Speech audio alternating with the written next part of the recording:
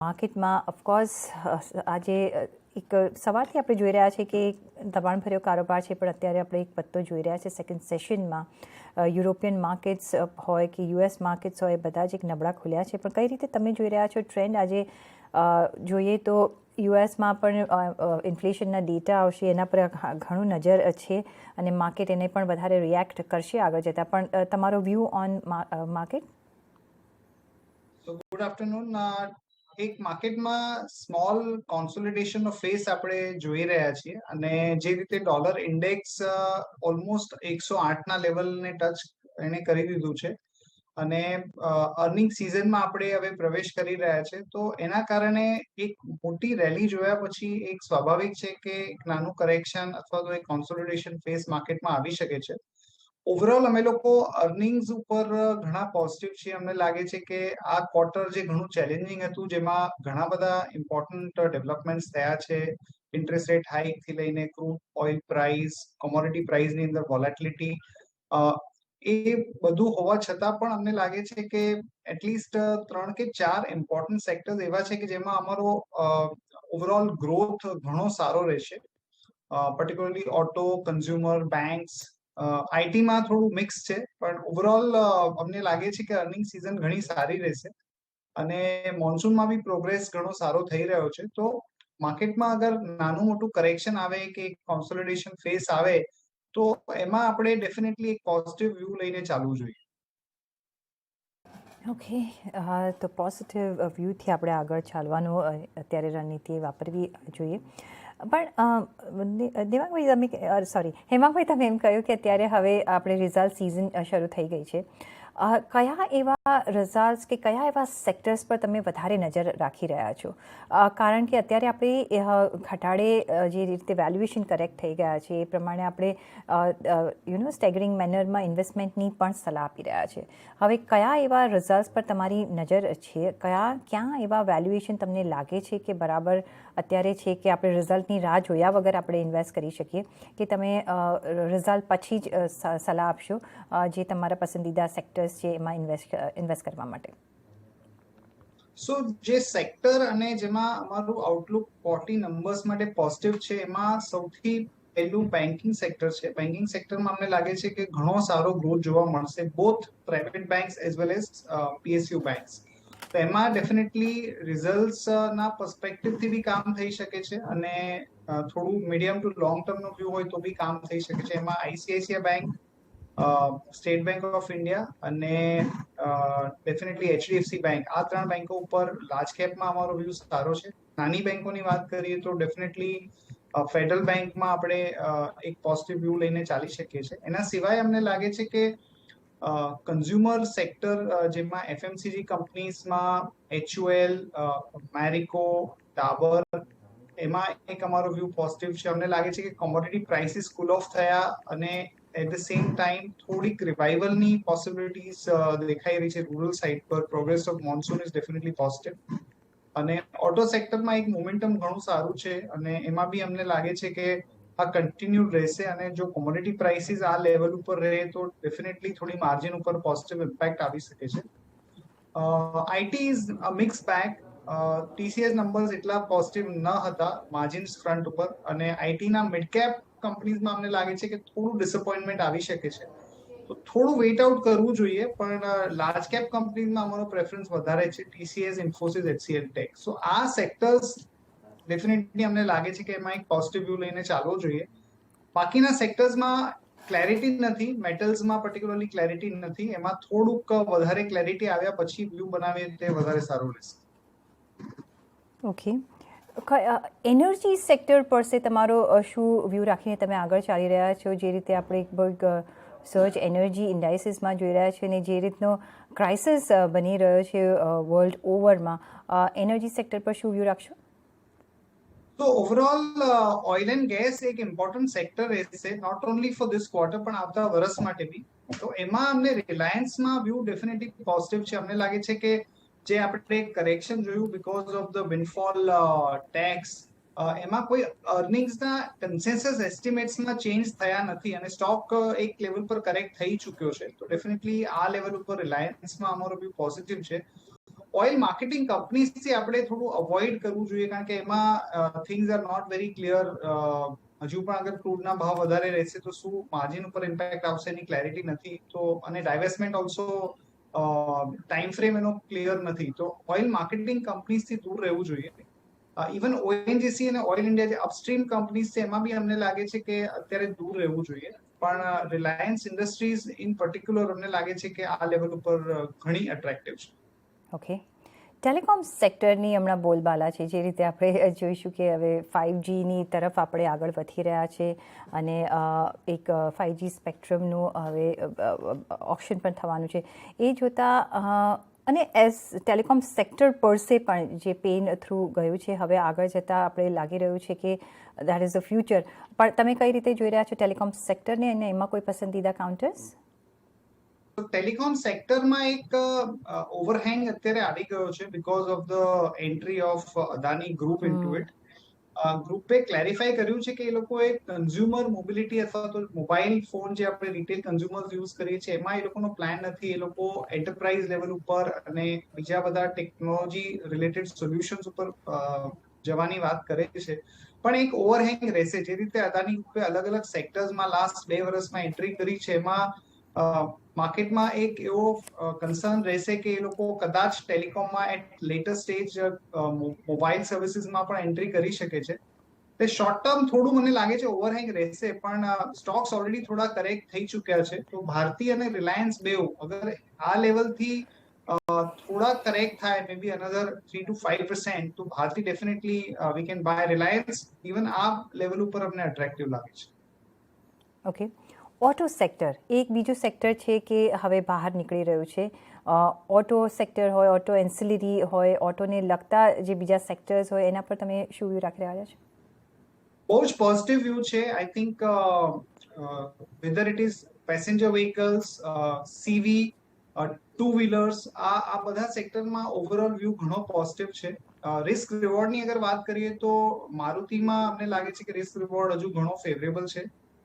Global પ્લેમાં કોઈને ઈચ્છા હોય કામ કરવાની તો Tata motors a great play, કારણ કે ઘણા બધા ઇમર્જિંગ માર્કેટ્સ, ચાઇના, યુરોપ, એ બધામાં કાર સેલ્સમાં ગ્રોથ ઘણો સારો છે, ઓલમોસ્ટ અબાઉટ 20-25%. તો ડેફિનેટલી ટાટા મોટર્સમાં વ્યૂ પોઝિટિવ છે.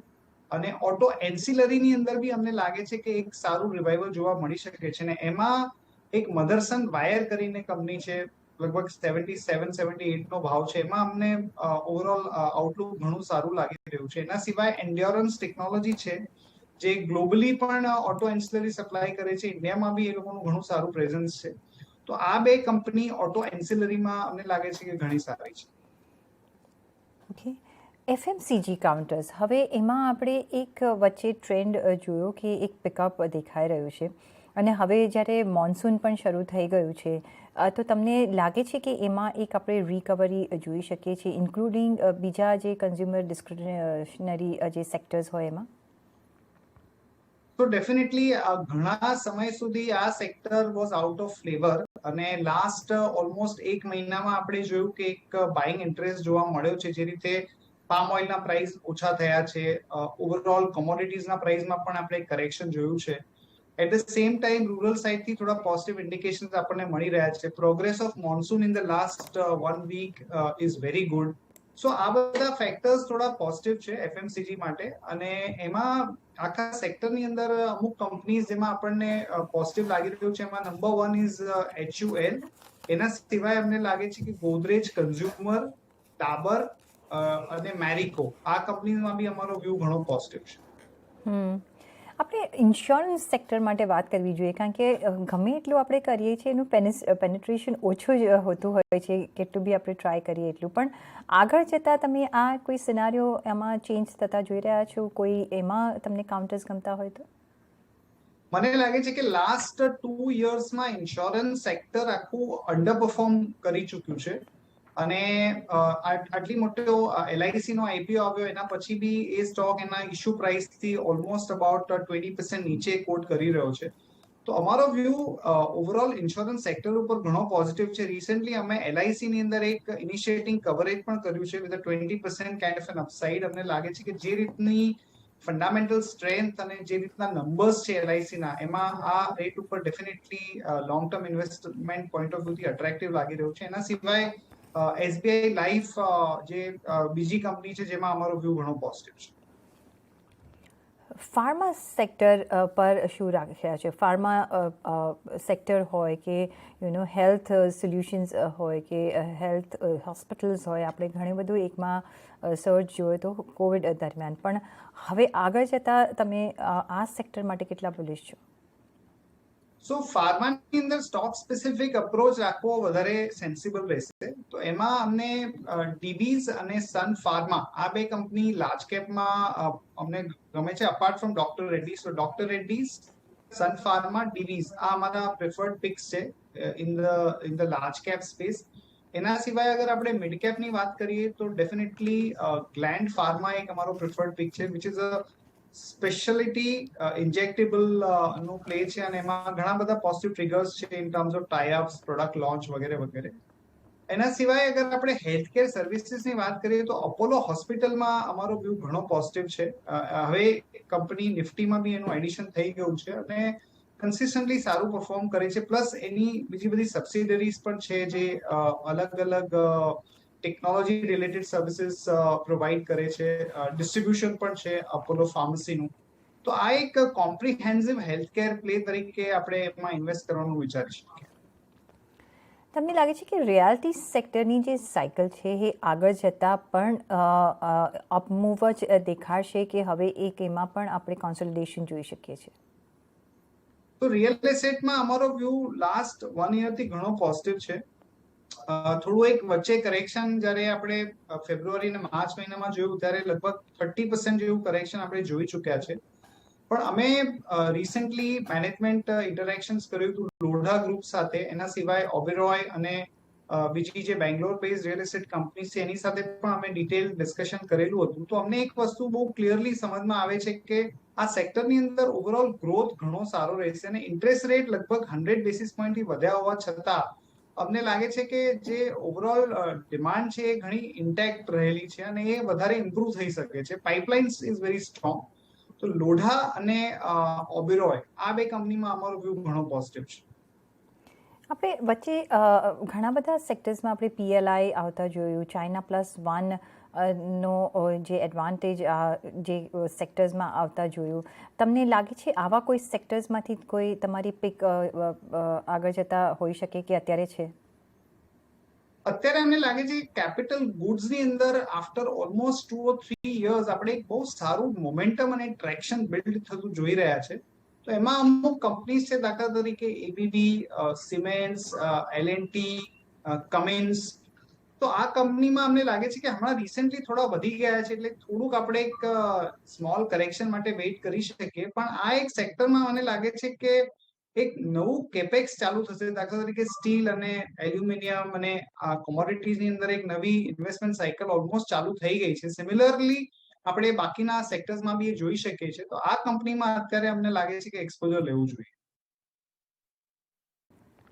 સાથે હજી પણ આપણે હું ઓલવેઝ એમ કહેતી હોઉં છું કે આપણા ફંડામેન્ટલ્સ ભારત પરસેના એક સ્ટ્રોંગ રહ્યા છે, પણ એક ઇન્ફ્લેશન છે એ જરા મૂડ બગાડી નાખતો હોય છે. આજે આપણને મોંઘવારીના આંકડા પણ આવતા જોવા મળશે. તમે કઈ રીતે જોઈ રહ્યા છો કે ઇન્ફ્લેશન વર્સસ ગ્રોથ નું એક બેલેન્સિંગ ફેક્ટર આગળ જતાં તમે જોઈ રહ્યા છો કે બન્યું રહેશે કે આપણે બી થોડું કોમ્પ્રોમાઇઝ કરવું પડશે? અગર ઇન્ફ્લેશન એક લેવલથી વધારે સસ્ટેન કરશે તો એની જે નેગેટિવ ઇમ્પેક્ટ છે એ બધી જ ઇકોનોમીઝ ઉપર ને ઘણા બધા સેક્ટર્સ પર જોવા મળી શકે છે. પણ એટ ધ સેમ ટાઈમ આપણે એ વાત ધ્યાનમાં રાખવી જોઈએ કે અત્યારે તમે જો હાઈ ઇન્ફ્લેશન લગભગ સમજો 6 to 8% નો હોય અને તમે તમારા પૈસા કોઈ બોન્ડમાં કે ફિક્સ ડિપોઝિટમાં રાખો છો જેમાં તમારું interest rate is hardly about 5% or 6%, તો તમારું રિયલ ઇન્ટરેસ્ટ રેટ નેગેટિવ છે. એટલે જો ઇન્ફ્લેશન લાંબો સમય રહેશે તો તમે એકચ્યુઅલી તમારા ઇન્વેસ્ટમેન્ટમાં એટલો ગ્રોથ નથી કરી રહ્યા. તો તમારે એ રીતે પ્લાનિંગ કરવું જોઈએ કે જેમાં ઇક્વિટીમાં અને ઇક્વિટીમાં બી જે સેક્ટર અથવા કંપનીઝનો ઇન્ફ્લેશન સાથે લિંક્ડ ગ્રોથ હોય, દાખલા તરીકે રિયલ એસ્ટેટ છે ઓર મે બી commodities or banks, એમાં ડેફિનેટલી ઇન્વેસ્ટમેન્ટ કરવું જોઈએ, કારણ કે આવા સમયમાં વેલ્થ ક્રિએશન કરવા માટે અથવા તો ઇન્ફ્લેશનથી વધારે ઇન્ટરેસ્ટ કમાવા માટે આ સ્ટ્રેટેજી બહુ જરૂરી છે. એક લાસ્ટ બટ જે અત્યાર માટે એકદમ ઇમ્પોર્ટન્ટ થઈ જાય છે કે જે રીતે આપણો રૂપી ડેપ્રિશિએટ થઈ ગયો છે 79.64 પર, અને જે ડોલર ઇન્ડેક્સ 100ની 5ની ઉપર જતો રહ્યો છે, એ કેટલું વરિસમ ફેક્ટર છે અત્યારે? એટલી એ બહુ મોટું વરીસમ ફેક્ટર છે for equity flows, for currency both. અને અમને લાગે છે કે જ્યાં સુધી ડોલર ઇન્ડેક્સ એક લેવલ ઉપર કુલ ઓફ ન થાય બિલો 103 ઓર બિલો 100, ત્યાં સુધી કોઈ મોટું ઇન્વેસ્ટમેન્ટ અથવા તો ઇક્વિટી રિલેટેડ ફ્લોઝ આપણા કન્ટ્રીમાં નહીં આવી શકે અને લોકોનું સેન્ટિમેન્ટ થોડુંક એક નેગેટિવ રહી શકે છે. તો આ એક બહુ ઇમ્પોર્ટન્ટ ફેક્ટર છે ફોર એની ફર્ધર બુલ માર્કેટ ટુ અનફોલ્ડ, કે ડોલર ઇન્ડેક્સ થોડું નીચો આવે. એબ્સોલ્યુટલી.